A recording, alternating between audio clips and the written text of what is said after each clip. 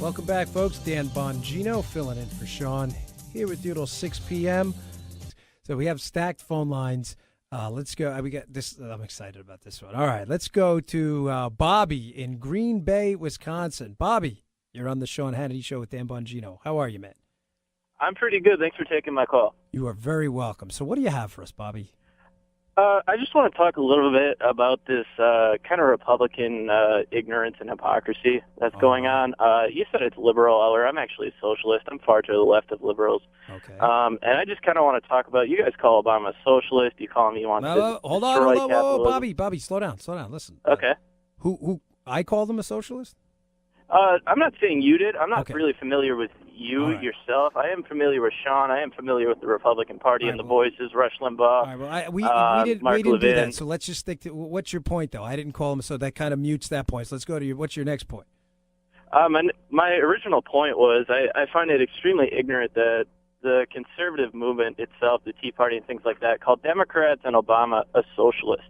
It's completely unfounded. I just cut you off on that because that's not true. I mean, do you have anything else to say, or are you just going to continue to say that I called him a socialist when I didn't? Oh, I'm not saying you did. Okay, I'm who are you the talking about Republican then? Party. I'm talking about the Republican Party and the conservative movement. Wait, hold on, Bobby. Is there some kind of official Republican Party RNC manifesto that says that? No, but there's a very popular movement, a very popular segment. So you're of not the talking about anybody. conservatives You're just making this up. You're just saying that there's this up. fugue state out there of people you don't know that are calling President Obama a socialist, but it never happens on the left? No, I'm not saying it doesn't happen on the left. I'm just saying more happens on the conservative party. More. If you don't do you have think data on that? Bobby, do you have actual data on that, how it happens more? No, I do. Okay. You do. Rush Limbaugh has often called him Quote a that socialist. Sean Hannity has often called him a socialist.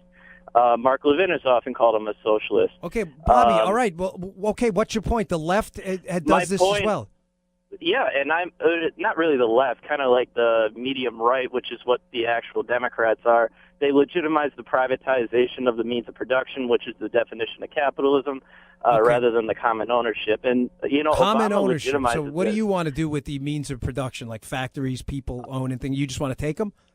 No, I want the workers to own them. I want the people that produce the goods, that produce the profit to own them. Yeah, you know what, Bobby, you're right. It worked out really well with the Soviet Union. What happened there? Actually, the Soviet Union did not legitimize the public ownership of the means of production. It was these guys know better. Taken over. No, it was taken over by the government, actually, and stripped away. Yeah. It was actually a capitalist-operated government that took the profits themselves that didn't represent the people. Bobby, I have to tell you. You make a legit point. I mean, the way Obamacare went, the website, I want him running all the factories in the country, too. That's a good point. No, it's not the government. It's the workers I want owning the factory. I don't want the government to run anything, really. You know what happened? Bobby, hold on. Time out. Because, again, you have to get your own show. You got to let me talk, too, here.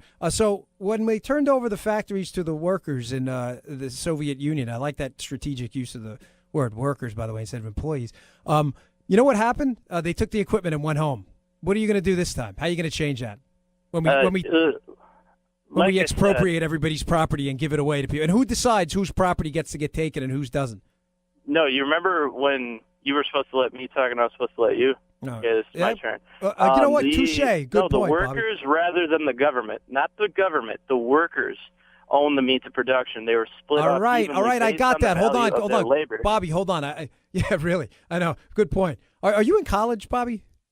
I am. Okay, are you reading the Communist Manifesto right now for any class, or are you reading exactly from it? I read it about 5 years ago. Okay, and I've reread it once or twice. You wanted to? Okay, so let me just roll with me here now. So let's say Joe, this Phantom Joe, this random guy owns a factory, worked his whole life, worked up has an ownership interest from it. Who do you think should take that from him, and who should be the one who decides who gets it? Well, it wouldn't really work like that in a socialist economy. What would happen would be that, let's say Joe wants to start a business. That's okay. Joe wants to start a business, okay? Let's say he needs an employee. That's fine. He gets an employee. However, based on the value of each employee's labor is the amount of profit that they get that the company makes. Therefore, let's say Joe puts in more labor than his employee. How do you know that? Who determines that? It's figured out democratically throughout the workplace. So they all vote on it? So everybody votes? Yeah. Oh, so everybody's going to vote that the other guy's working harder than them? Bobby, do you own any private property? What do I personally? Yeah. I own personal property like a vehicle, a phone, but I do not own land. Do you share the key to your house with your neighbors or anything like that? I do not. Because why not? Hold on. Why not? Why don't you share it? Because they don't put in the labor.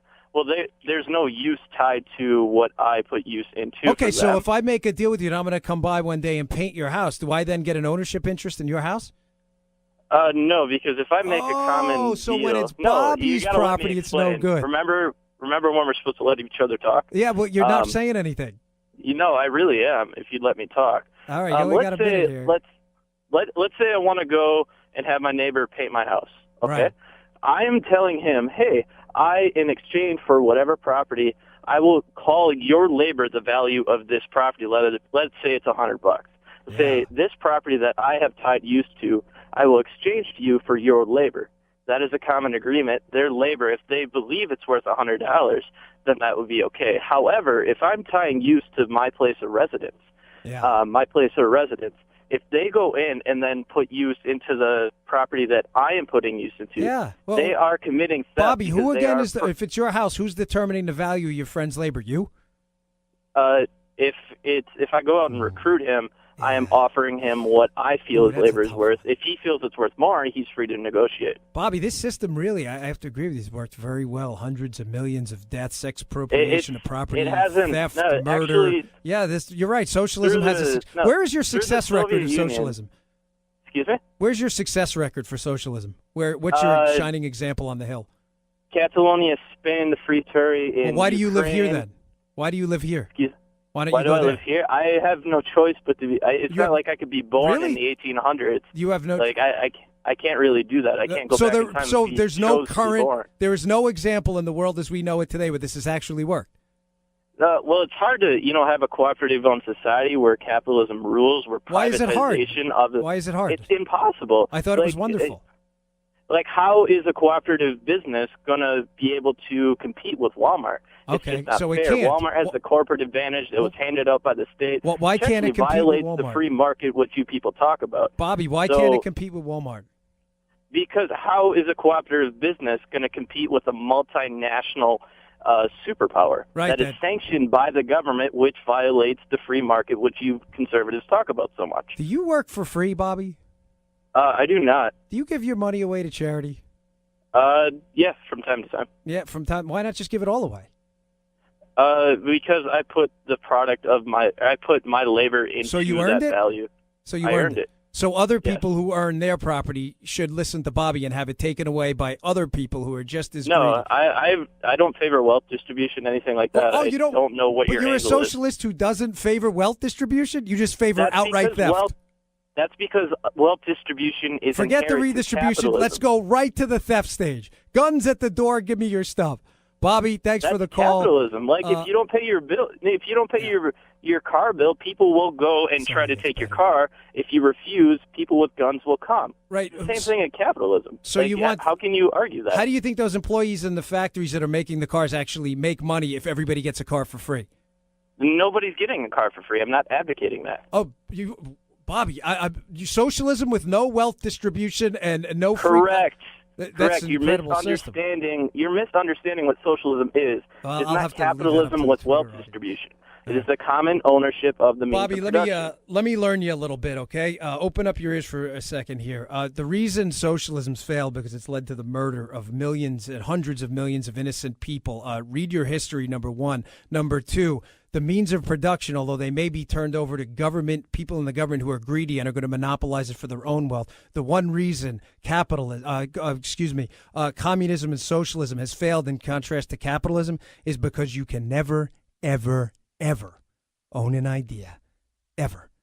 Bill Gates started Microsoft out of nothing. He didn't own the means of production. Bobby, thanks for the call. Appreciate it. I think you just made the case to all the liberals why people like you should not be in charge of the government and why socialism is an absolute, abysmal, complete 100% failure.